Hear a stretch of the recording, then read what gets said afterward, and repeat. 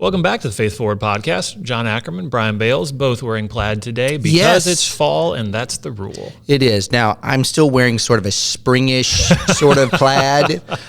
Really quickly, though, because it's getting up to 74 today. I did think about doing the orangish sort of plaid today, but I thought, and the more flannel like you have. But, John, you have not reached this particular age yet. It's coming soon. It's coming soon. I'm not sure that I made this term up by me, but I don't know anyone else has used it, but I feel like very few things I come up with is original.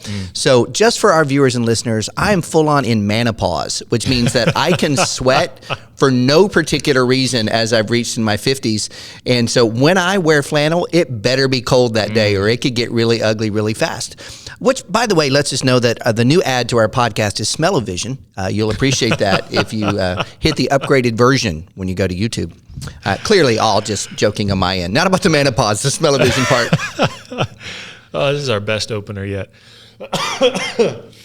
But that's a funny transition because the theme of this series that we're in right now is for something greater. Yeah. So I think there's all kinds of application here that we can get into. Yeah. Here comes the marketing. But in all seriousness, we're in the second week of this series. We're walking through the book of Nehemiah, but thematically approaching this topic of for something greater. Yeah. That so often we have a tendency, especially in the Western world, like we talked about last week, of individualizing Scripture to the point that we only look at the individual relationship of one person with God, of what God's doing in the life of one person and through that one person, and we so often miss that what God is most interested in is the community of believers, the capital C church, the entirety of his children working together for something greater.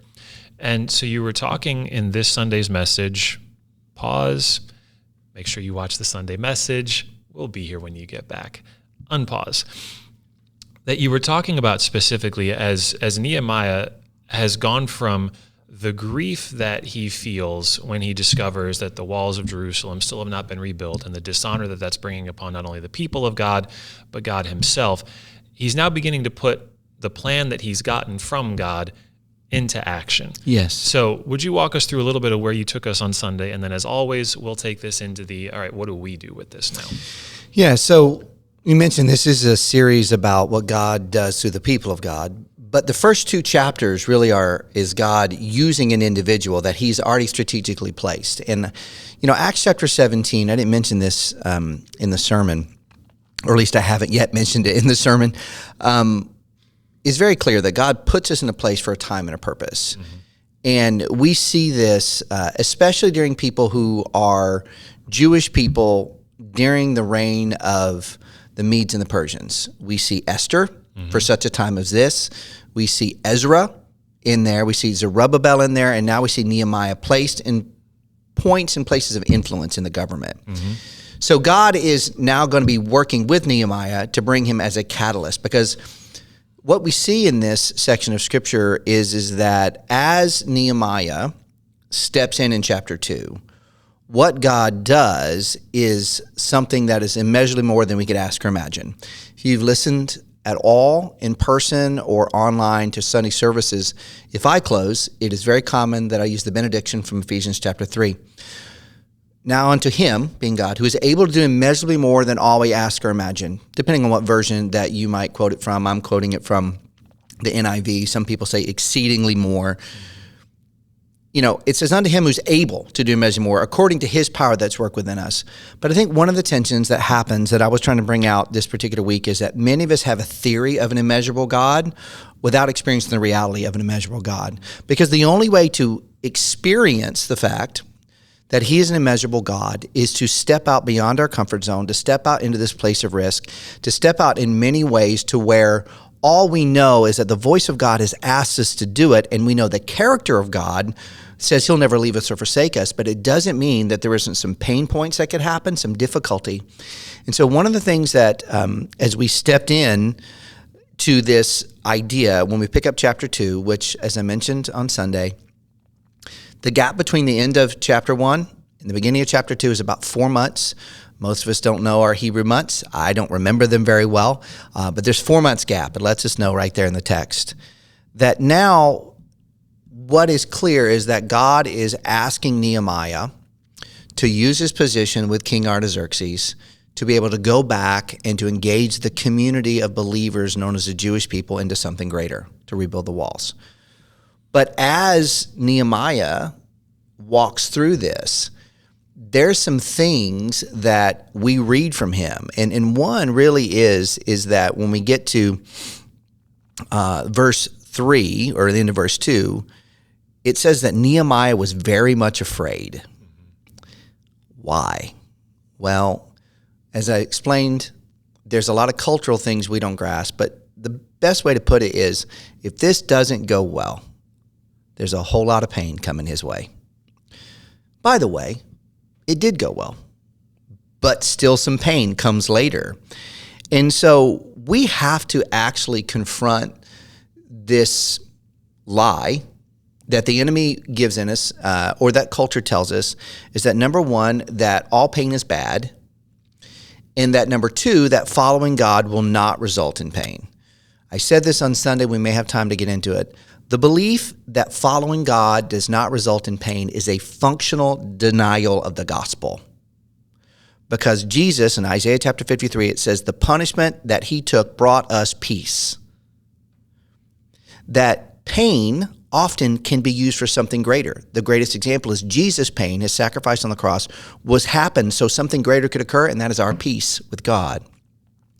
And so we walk through this, but if we're going to step into that, the two things I ended with, and there was a lot of things I could talk about, but I think these are the two most important ones that I drew from this passage in Ephesians, Nehemiah chapter 2, was one is that something greater is always going to require a greater prayer life than we probably have right now. Like, I might have a great prayer life. Awesome. It's probably going to need to be greater when God asks you to step out. And secondly, something greater requires greater risk. And one of the things I said about risk is it is irrelevant what other people feel about your risk tolerance or your risk avoidance.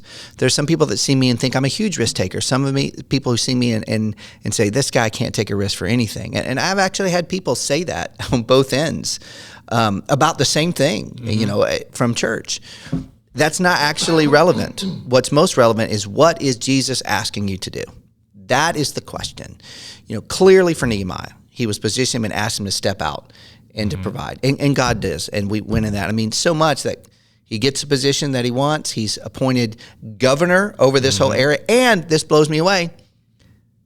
The king finances the whole deal. Don't miss that. It's one thing to say, you can go do this, but now you got to figure out how to pay for it. The king talk about immeasurably more than you can ask or imagine. And so that's some of the backgrounds about Sunday, but we're going to dig in a lot too about this idea, especially starting with something greater requires a greater prayer life. Because I know, John, you have lots of passions, but at the top of the list, I'm sure, is what does it look like to live relationally with God? Because that's prayer. Prayer is a conversation with God. Let's demystify that. If you're hearing this and thinking that means we always go into the corner, which is nothing wrong with that, and we bow our heads and close our eyes, and that's how we're communicating. But it's this relational conversation with God. Yeah. And I was really glad you pointed out, assuming, again, we record this early, so I'm assuming you said this line, and I hope you did because it's a great line, that when we limit our communication with God to the moments of danger or uncertainty, as in those are the only times that we talk to God and expect him to respond, we're limiting the power of God in our lives. We only hear and understand God to the level we have a relationship with God. And so exactly to that point you were just making, that if we look at the story of Nehemiah and we only look at it as Nehemiah really didn't talk with God much, other than the times where he found out that the walls of Jerusalem were down and he was grieved by it. And he's like, God, we got to do something. I need to do something. Tell me what to do so I can go do it. And then he does have his moment finally with the king, and has this moment of sheer panic when the king looks at him and realizes that he's sad. And he's like, I might kill you for this because it's disrespectful to me. God, what do I say? Tell me right now. I need an answer. Right? If those are the only moments where we interact with God, we are missing so much of a relationship with God, day by day, moment by moment. And one of the things that it shows us is that we are primarily looking at God as the person that tells us what to do and where to go. And we've talked for a couple of years now about a transactional relationship with God. And usually by that we mean I'm usually going to God to get something, and then I'm going back and doing my thing, and then I'm going to God to get something, then I'm going back to doing my thing. But if we're not careful, we can just flip the motives on that transactional relationship and believe that God just wants a transactional relationship with us. I just want you to go do something, and now I'm going to be quiet for a while. Okay, now I need you to go do something else, and then I'm going to be quiet for a while. And that's not God's nature. That's not God's character. That's not God's interest in us. And so something greater requires a greater prayer life. Even that can feel like it's God being transactional with us, that if you want more, you better do more. You better earn it. Mm-hmm. And for some of us, that just so deeply resonates. And for some of us, we like that it resonates because it's transactional. Yeah. And we know what to expect with as far as the outcomes. I have this sort of sports analogy in my head. You know, once you've put in enough practice hours, then you get to be on the first team, right? You have to earn it in that way. And that can be a very, I don't know what the word I'm looking for is, but easy way to believe a lie about God, right? But he wants to, and it blew me away actually, this moment where I realized he spent more time with God, interacting with God about what he's supposed to do, 4 months, than, spoiler alert, if you know Nehemiah, they rebuild the walls. Mm-hmm. It only took them 52 days to rebuild the walls. So let's just say it's 122 days of spending time with God versus 52. And he spent time with God in those 52 as well. But I think there's something about his relationship with God was preparation for this moment. Yeah. It's not that God wouldn't have answered him. I heard Rochelle Walker on staff, she mentioned the other day that prayer where he shoots a prayer up to God is sort of an arrow prayer, like shooting an arrow up to God. And I love that analogy. It's not that God won't necessarily answer that. He will, right? Yeah. The point is that there's a relational connection that makes that so much easier. And I would like to say, while I can't prove it from this particular text, I think I can prove it from the whole of Scripture, that's probably what helped him in that moment as well, because of that relationship, even though, by the way, he was very afraid. Yeah. But here's what I love, and I don't get into this on Sunday. There is absolutely nothing wrong with fear. If you've listened to this podcast, I've said this before. Fear is an emotion created by God. If you stand in front of a lion and you say, I don't have a spirit of fear, you're right. You have a spirit of stupidity. Right? You do. You have a spirit of stupidity. God has given us a fear as an emotion. Scripture says, do not be controlled by the spirit of fear. What that means is that when rightful or wrong fear comes into our life, the point of what we're supposed to do with it is not take it ourselves and try to solve it. Do exactly what Nehemiah is. Take that fear to God. I mean, he's overcome with fear, and he goes directly to the one he has a relationship who is able to do immeasurably more than we all could ask or imagine, which allowed him, I believe, the wisdom in that point to engage that. Because the text also doesn't say when he knew he was supposed to go and lead, but somewhere between the burden at the end of chapter 1 and the ask at the beginning in chapter 2, he knew. Yeah. And the next question is, well, when and how? Because there was a lot of danger about doing right protocol and doing those sort of things. And so it is something like we only hear and understand God to the level of relationship we have with him. And it doesn't mean that we don't hear him if our relationship is shallow. John chapter 6 says that even we don't have a relationship with God, the first time we hear him is when he draws us, right? Yeah. John, I draw you. But it does mean, as I was trying to illustrate on Sunday, I'm just better with people. I used an example of Kathy and I taking walks. We do that, one, because it's good to exercise, but two, it's uninterrupted time. Mm-hmm. Sometimes people in our neighborhood see us argue. Sometimes people in our neighborhood see us just talking about our days. But as I build that relationship, when those other things happen, it's just stronger. It's just better. It doesn't mean I couldn't get an answer. So that's what I mean by that. I think all of us can say we only hear and understand our spouse or our friend or our kids or whoever God's put in our life at the level that we have a relationship with them. Yeah, that's clear. But then you started asking some questions that you were poking at me personally, just so you know through these questions. Yeah, we take turns doing that. Last week I felt targeted by his message, so this week it's fair to turn it around. As we so often do, what we try to do here on the Faith Forward podcast is, in most cases, just pose questions. Because, Brian, as you've so often said, neither one of us makes a very good God for other people's lives. Yeah. Right? The best source of life and truth for your life is the source of life and truth. And so what we've come to realize is it's most helpful to just come up with questions and then take those questions to God and let him do the teaching, let him do the modeling, let him do the illustrating. And so the questions that came up around this idea of cultivating a greater relational life with God, cultivating a greater prayer life, meaning a greater relational life with God. Not just I pray harder or louder, or I use more scripture, or I wake up, exceedingly early because that's super spiritual, right? It's cultivating a greater relationship with God. And so the questions are this: what parts of your life are withheld from God? And by that I mean this: some version of, don't worry, God, I've got this. Mm-hmm. You had mentioned at the beginning how you close most services with the benediction from Ephesians 3. And it just struck me that for most of us, we work really hard to not need an immeasurable God. Yeah. And I think as I was processing this question, I wrote a note down. I don't know how other people receive the question. So just this is me being open about sometimes why I withhold parts of my life from God. Yeah. It's because I feel like, not that God can't handle them, that actually isn't it more than it's that I'm being lazy if I give them to God. It's my responsibility. Yeah. It's a lie that I believe, that I think I could give you reasons that I believe it. I think we've all been around other earthly relationships where people are passing off onto you things that they should be doing themselves, or they don't necessarily do it to, at least according to my very high standards. Sure. I think they should look into it. And sometimes that can be really frustrating for me. And so I know that as I'm wired, I try not to do that to other people. I'm sure I do many other things that frustrate them or bother them. I just asked someone yesterday in a conversation. It was clear that I was frustrating them. And I was like, how am I frustrating you? Because I didn't understand, but it was clearly happening. And but I think I then take that, and what I think I'm trying not to do to other people, I do that to God. Yeah. And so, like, if I bring this to God, this part of my life, it feels irresponsible, or I've shared this before, there's probably, we talk about blessings and curses a lot, and when we talk about curse, we're not talking some Harry Potter sort of thing, even though I guess that could be part of a conversation around legitimate cursing, but more often than not, we're talking about words you speak onto someone that aren't blessings. Yeah. You probably could find no better way to hurt me than to call me lazy. I mean, it's a big thing inside of me that Jesus is working on, that I do it to myself. Like when I don't, like if I bring this to God, I'm just being lazy.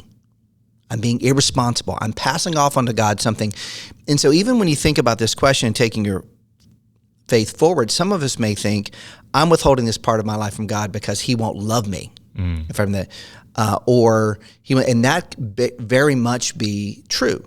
What you think, not true about God, but true about what you think. Yeah. But for some of us out there that are probably more performance driven than we should be, more that I do believe there's a possibility that we don't bring things to God simply because we feel like it's our responsibility. And if we do, we're not being the type of person God has made us to be, which is a lie that we believe. Yeah. And so that runs nicely into just another way of getting at some of this, because sometimes, again, it's not that you have to get the question right for God to talk to you, but sometimes words matter, and different words unlock different parts of our heart or help us to see ourselves in new ways. And so, that question of what parts of your life are withheld from God, you could take that in a couple different ways. So asking a similar kind of question in a different way: which things feel too small to bother him with? I know I've told this story several times, but God and I had a conversation one time over whether or not I should grow a beard. Because I spent 15 minutes debating the pros and cons of should I or should I not, because it was related to something I was doing at the high school I was teaching at, and it was for a fundraising thing that was going to help out the kids. And it just strikes me, though, that there are people who watch this podcast who've never seen you without a beard. Yep. You might need to bring back the old Potomac Falls teacher ID that I'm aware is out there of the different looking, clean-shaven John Ackerman. There's just a few. Little There's side a note. few. Yeah, there's a few.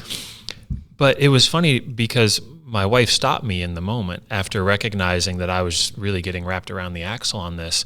And she said, have you asked God about it? And my first thought was, that's a dumb question.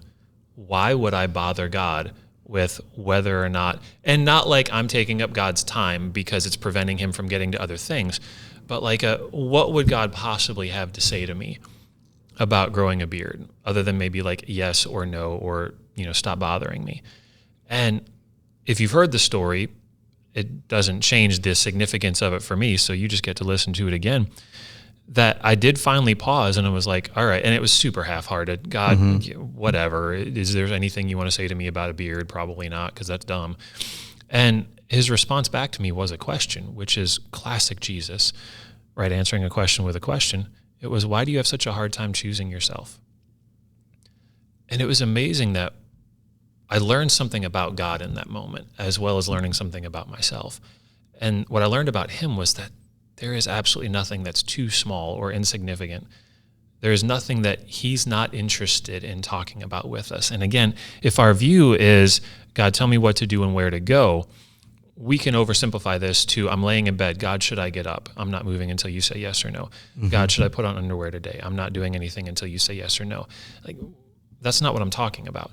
But there are things that we believe are up to us, that are our responsibility. We believe that there are things that are seemingly small or insignificant or of no value to God that are of great value to us. And we're missing out if we don't invite him into those places, because what he'll so often do is show us more of who he is in that moment and show us more about us. It wasn't about the beard. Obviously, it stuck around for a while, but it was more about how I see myself. I have a hard time choosing myself. In that 15 minutes of going back and forth, I wasn't at all considering what I wanted. I was considering what everybody else wanted, which is the story of my life. And he brought that to my attention through whether or not to grow a beard. And so sit with questions like this. Are there parts of your life you're withholding from God because you feel like you've got it? Are there parts of your life that feel too small to bother him with, that you feel like he expects you to handle this on your own, some version of that responsibility? Or are there things that feel too big for you to bother God with? And what's really interesting about that is we would never say this with our mind, right? We would never say there's anything too big for God, because we know the classroom answer to that there is nothing too big, that God is the biggest thing, he's the strongest thing, he's the most powerful thing. But there are places in our heart that will absolutely hold on to the belief that God couldn't do something about this. So this is my experience. And note I said this is my experience. Now, personally, it's my experience, and it's my experience as I have the privilege of talking to lots of people. That for most of the people that I engage, and myself as well,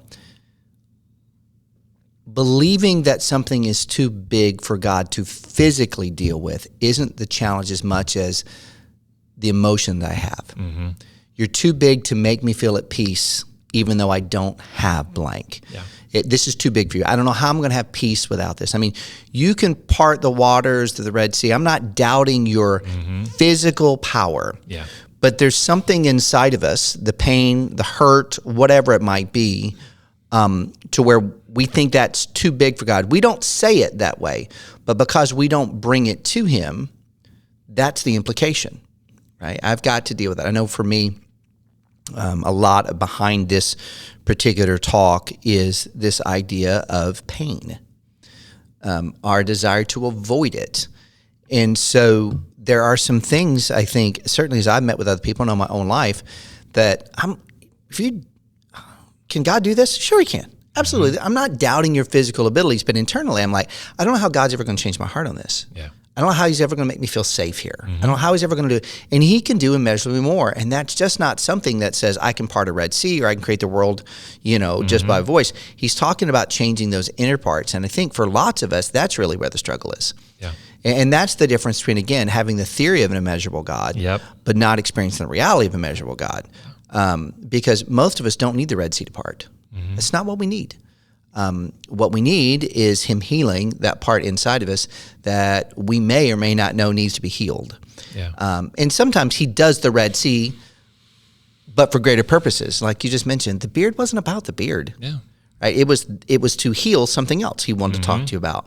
And so I think there's a good chance that for lots of us, the things that feel too big aren't the physical stuff. Mm-hmm. Even though, let me just say, there are some. Like I've met people who have significant financial challenges due to divorce or due to death or due to all kinds of things outside of their control. Yeah.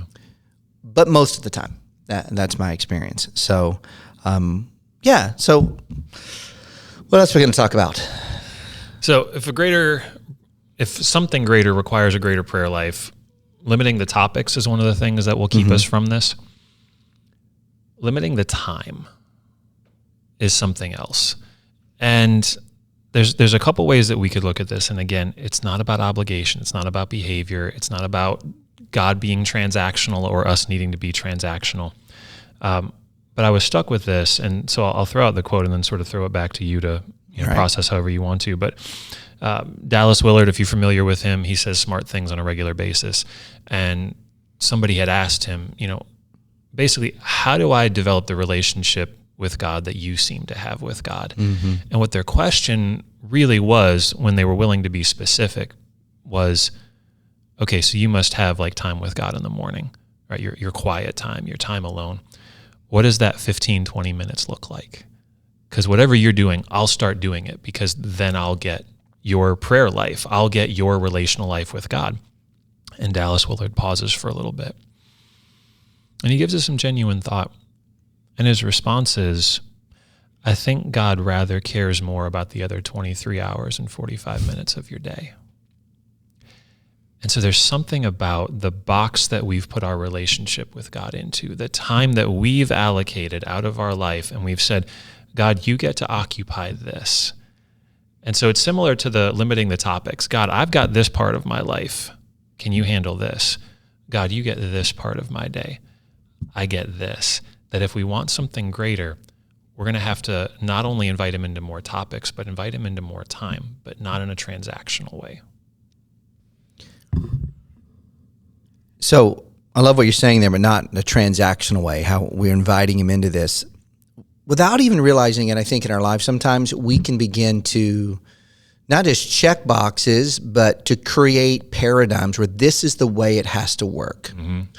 You mentioned in that question that someone was posing, I don't know if that was actually an implication or how they asked the question, the first thing in the morning, 15. Yeah. I remember growing up and people go, well, God gets the first parts, the first fruits. Mm-hmm. They were completely and utterly taking that verse out of context.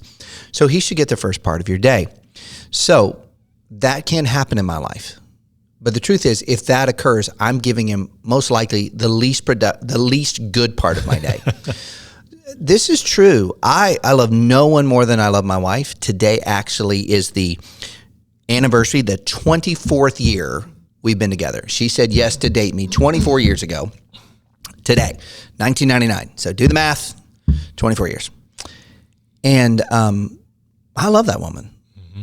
But we do not have significant conversation in the morning. It doesn't go well. It just doesn't. We're both not at our best. There's a whole lot of that sort of stuff. And so if I demanded that, well, first fruits and she's valuable, do you get this? It's not going to go well, right? So first off, that's an example like, to have the best time with God, ... It needs to be this way. I think another sort of paradigm we've accidentally created is what that time has to look like, which I think that's what Willard was getting at when he said, I think he cares more about that other 23 hours and 45 minutes. So continuing with this relationship I have with my wife, we need to do more of this. Date night. Date night is important. Date night is uninterrupted, eye-to-eyeball time. No, not talking about our jobs, not talking about our kids, which, is much harder than I thought it would be. Let's just talk about us. Okay. Getting that as we've gotten older and gotten busier is a much more intentional thing. It just doesn't happen accidentally anymore. We've got to be doing that. But if the only time that I think we're developing a relationship is in date night, then it's going to miss something. I think what happens is when we think about prayer, and I think I've used this analogy before here. I know I've used it somewhere before if it's not here. If we begin to define growing our relationship with God, and having a greater prayer life only through this is when I get my 20 minutes. This is when I get my 30 minutes, which is, in this analogy, date night, which is important. That's it. I mean, I've got to be interacting with my wife right now. I mean, there's a good chance she sent me a text while we're recording this. Who knows? I mean, all of these things happen. All of us know that. And so getting out of that, because what happens then, without even trying, is we accidentally create paradigms of what a good relationship or prayer life, but then we begin to compartmentalize him. Like, all right, you're in this part of my day, but I don't really invite you. I go through the other 23 hours of my day, even if you spend an hour in your prayer time, whenever you do it. I go through the other 23 hours of my day, and I only talk to him about it when I get to my hour the next day.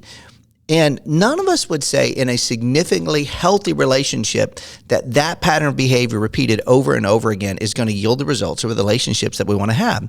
Because, one of the things that we're trying to say is that we only hear and understand God to the level we have the relationship with God. We've got to grow that. And so what it does mean is, it doesn't mean you got to do this just to make God happy, because that's what I believe. If I didn't get up first thing in the morning when this first, somehow I'm not making God happy, and then when I was not doing it well, look, John said this last week. We've started recording this earlier in the morning. Last week, I brought water to a job that coffee was needed for, okay? Recording this early in the morning. So I brought coffee this time. It's just going to make it harder. It's going to make it harder. And don't get me wrong, I like some mornings just quiet with Jesus. But I will really tell you that quiet is more like quiet presence sitting, not necessarily we're having this great interactive time. He does talk, and I do talk to him, but it just looks different. So it doesn't, let's do this to make God happy. We're going to compartmentalize it. It doesn't mean just try harder because it didn't work. I got up at 5 o'clock. It didn't work. I'll get up at 4:45 or whatever it might be. It does mean, though, you bring this point up, that growing this relationship means building sustainable habits that usually work with slow change over time. So on Sunday, I talked about Kathy and I taking walks. That is a sustainable habit we can do wherein we also get our quality time together. It's not the same as going out to a nice restaurant, don't get me wrong, but it is a version of date time. That's a sustainable habit for us that we can do, because we can say to the kids, we're going on a walk, and be back 45 minutes or an hour and 15 or an hour and a half later, versus, all right, we're going out to dinner, which is great. I love going out to dinner. Yeah. That's a much bigger thing. And so start with those sustainable things to grow and to build that relationship. And then when you have the extra opportunities, you'll see the slow change over time. We now know, and it's not uncommon, we're like, hey, we'll talk about this when we take a walk later. Remind me, that sort of thing, and that's that interaction. Yeah. And I think every single one of us knows this, that there are things in our life that we would like to see be different. And unless you make it a priority, unless you set aside time and resources for it, you find yourself a month later, 6 months later, a year later, with that part of your life fundamentally unchanged, wondering where the time went. Yeah. And I'm reminded of this basic truth that it takes different effort to build a habit than it does to maintain it. It takes different effort. Often that different effort is more, but it takes different effort to build a habit than it does to maintain it. I am a morning person. I more or less wake up, and it's not like I pop off, and the sun is shining and the birds are singing and all is well, but I'm awake. Yeah. And the invitation to all this, as always, is ask God. Right? That was part about this isn't about you needing to go figure out what to do to make God happy. This isn't about you needing to try harder. This isn't about you being transactional or God being transactional. This is, if you want a deeper relationship with God, first of all, so does God. God wants a deeper relationship with you, and he's got some pretty good ideas of how to do it. Yeah. And so I found myself at one time in my life, pretty early on in this relational connection to God, going, God, I'm looking at my calendar. There's just no time. I'm teaching high school. I'm waking up at 5:30 in the morning. I have to be out the door. I'm sometimes still grading papers in the morning while I drink my tea. I'm coming home late. There's stuff I want to do. I want to still have some life. God, I'm not seeing it. Help me. Help me to see it differently. Tell me what to do. Not so that I can be obedient and check a box, but because I want a relationship. I want a deeper relationship with you. I want something greater, but I'm not seeing what to do. And again, you can hear this two different ways. His response to me was, wake up at 4:30. And you could hear that as transactional. You could hear that as, I'm making you do something, give me the first part of your day because that's the law. No, he knows I'm a morning person. It's a sacrifice, but it's not an impossibility. And it was also an invitation to choose to make something a priority.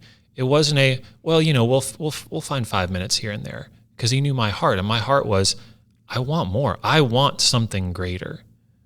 And I'm willing to sacrifice. I just don't know where to make the sacrifice. Mm-hmm. He said, well, here, I'll help you. Are you busy at 4:30? I went, no, this sucks, but okay. Right? I wasn't super happy about it, but I recognized that there was something greater being offered. Mm-hmm.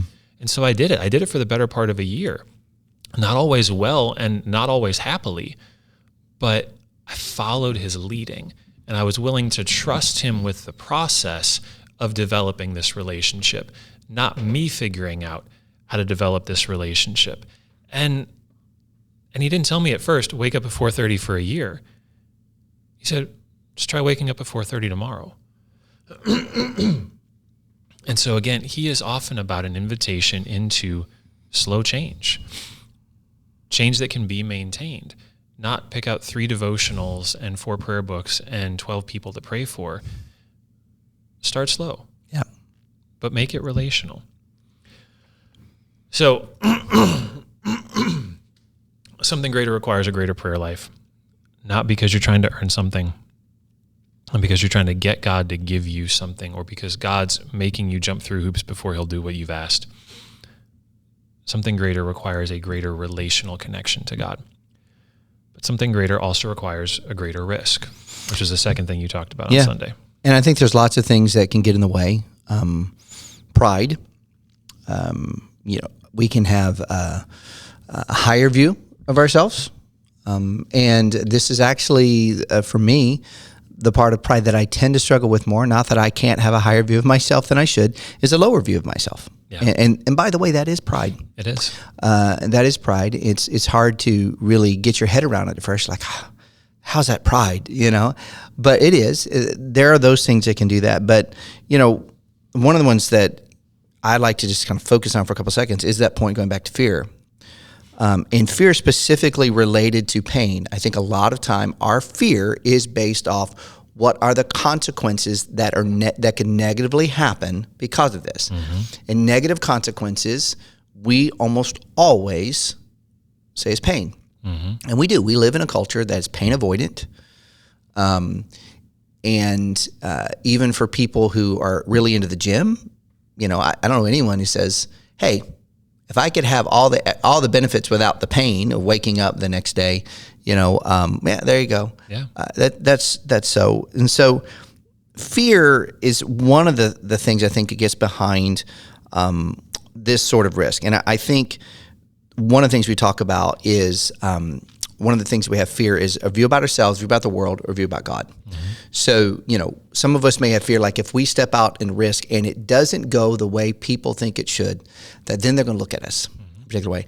I like to think that I wasn't a great people pleaser until the pandemic. Mm. The truth was, or that I wasn't a people pleaser. The truth was, pre-pandemic, I was a whole lot better at pleasing people and didn't realize how bad of a people pleaser I was, right?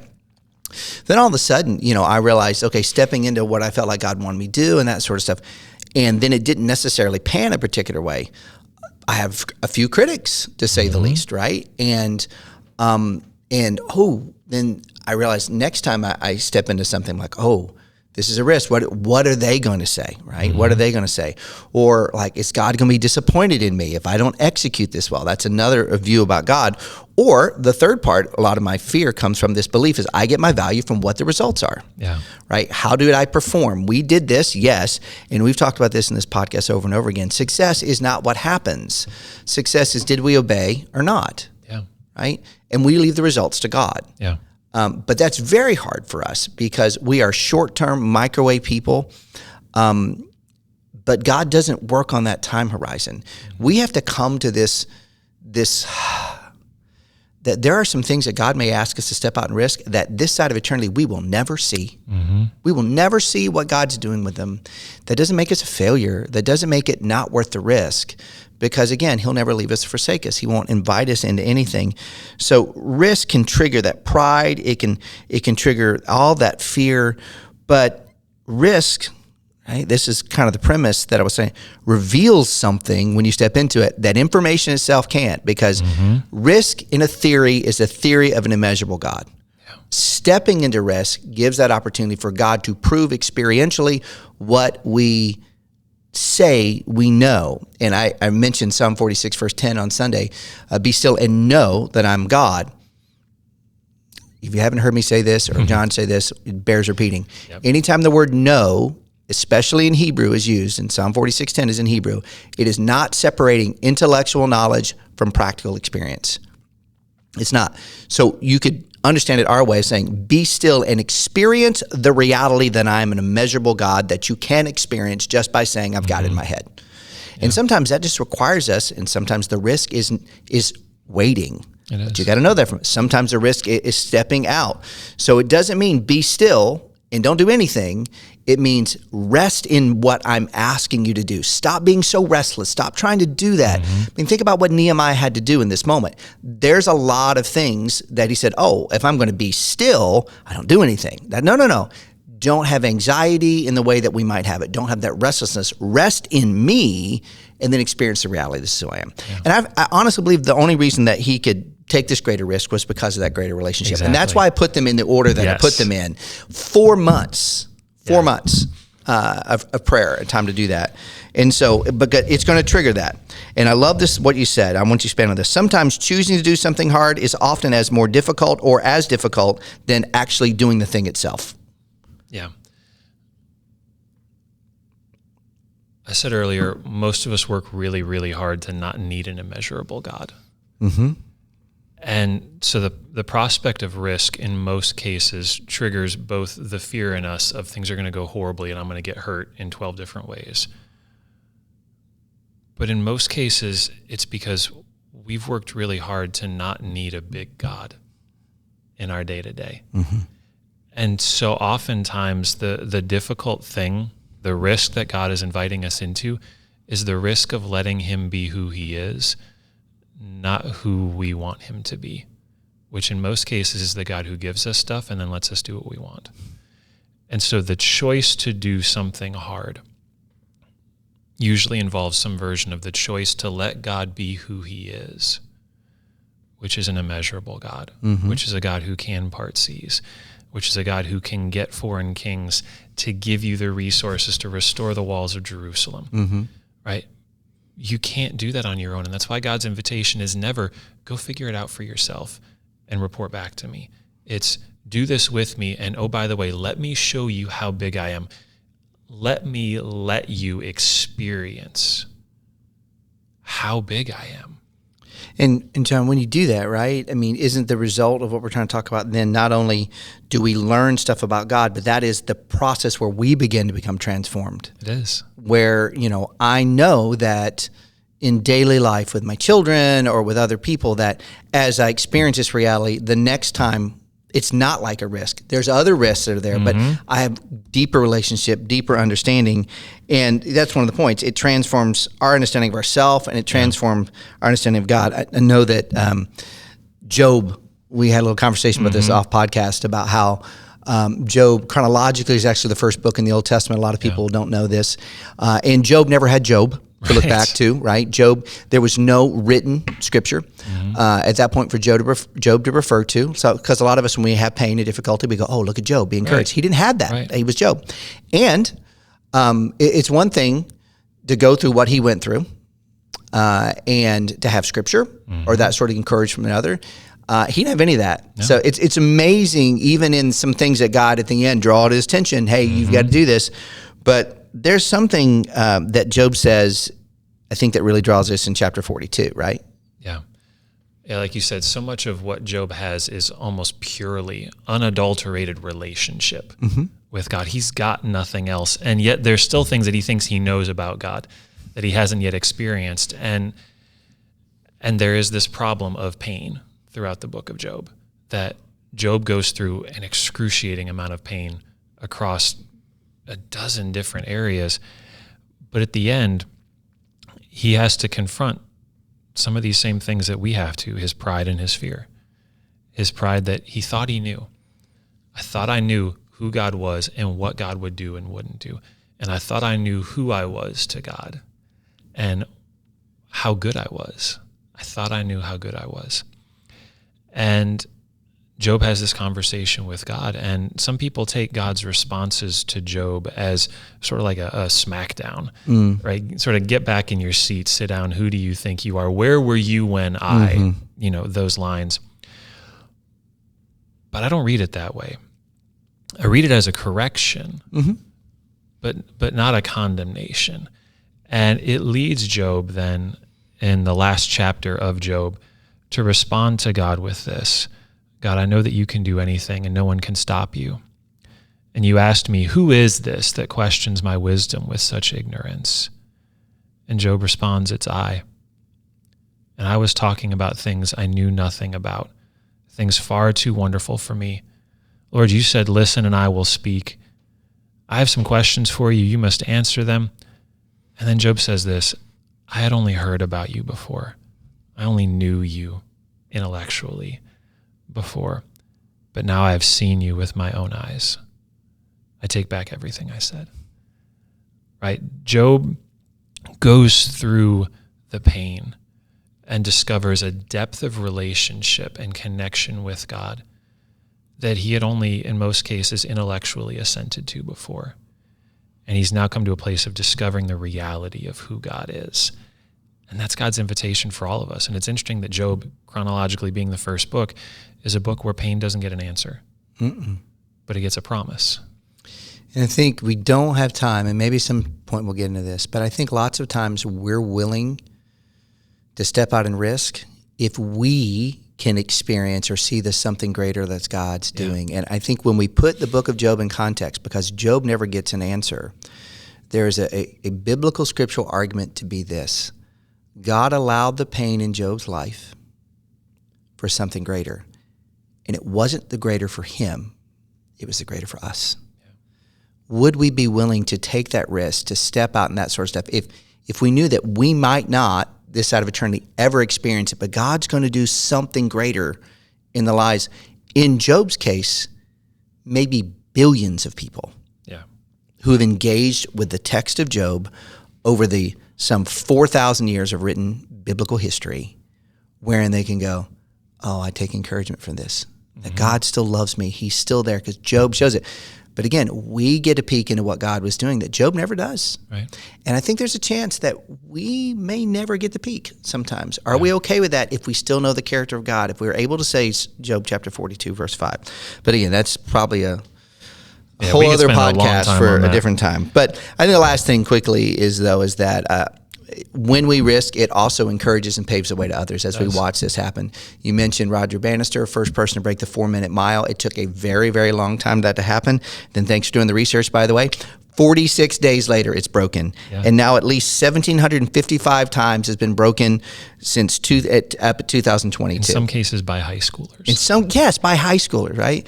We were talking off podcast again. Just recently, someone set the marathon record. I think it was right at 2 hours, not 2 hours and 1 minute. I think it was 2 hours and 35 seconds.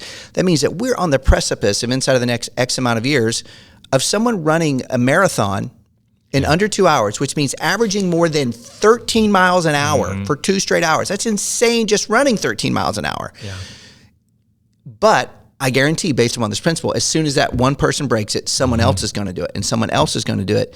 And we can't miss the power that we have in other people's lives. And we step out in faith with God, we experience that immeasurable God that they then see, like in reality, like John experiences, and he's a real human being, not like someone in the Bible, who, by the way, are real human beings too. But sometimes when in the Bible, we make excuses, well, they got a book written about them, so Nehemiah doesn't count. Right. Yeah, so often that's the barrier. The barrier isn't physical ability. It's not even resources, it's belief. Yep. Right. For so long, that 4-minute mile barrier remained unbroken because nobody believed it was possible. The sound barrier remained unbroken because nobody believed it was possible. And that belief created a literal wall in some cases of we're just never going to be able to go past this.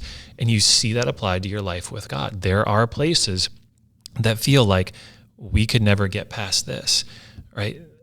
Israelites in slavery in Egypt for 400 some odd years until someone, Moses, has a personal encounter with God in a way that fundamentally changes his understanding of what's possible. Doesn't mean he doesn't have fear. It doesn't mean he doesn't have fear of pain and abandonment and rejection and death and all these other things. But he has an experience with God that fundamentally shifts his understanding of what's possible. And you see the effect that that has not only in his life, but on the lives of millions of people in the nation of Israel. And so that's the reminder for us as well, is something greater requires a greater risk. And if we're willing to step into it, it will have a generational impact. And sometimes that's enough to help us push through that place of unbelief, to continue to stick it out with God. God, show me more of who you are and who I am. Not that I have to do this on my own, but that you're going to do this with me. And in some cases, you're probably going to do this for me so that I can see just how big you are. And so can other people, who will then take that and realize, I just saw the God of Abraham, Isaac, and Jacob become my God. And I'm now willing to trust him in ways that I wasn't, and I'm willing to follow him in ways that I wasn't, and I'm willing to go where he says, because I've seen him. Just like Job, I'd only heard about you before, but now I have seen you. I take back everything I believed. Yeah. And I'm willing to go wherever you go. And that's the invitation for all of us. Yeah. And so, hey, thanks for hanging with us. Thanks for being on this journey with us, because it's a journey. We've not arrived. For some people listening, we may be a little ahead of you. For other people, we may be way behind you. We don't know. But we're on this journey together. And anytime, by the way, you have questions about something we said, you can always send us an email, faithforward@cfcwire.org. We can talk about anything we just talked about here, something greater, any of our previous podcasts, or if you're interested in knowing about menopause, you can also hit me up for that. We'd love to talk to you. Yeah. So until next time.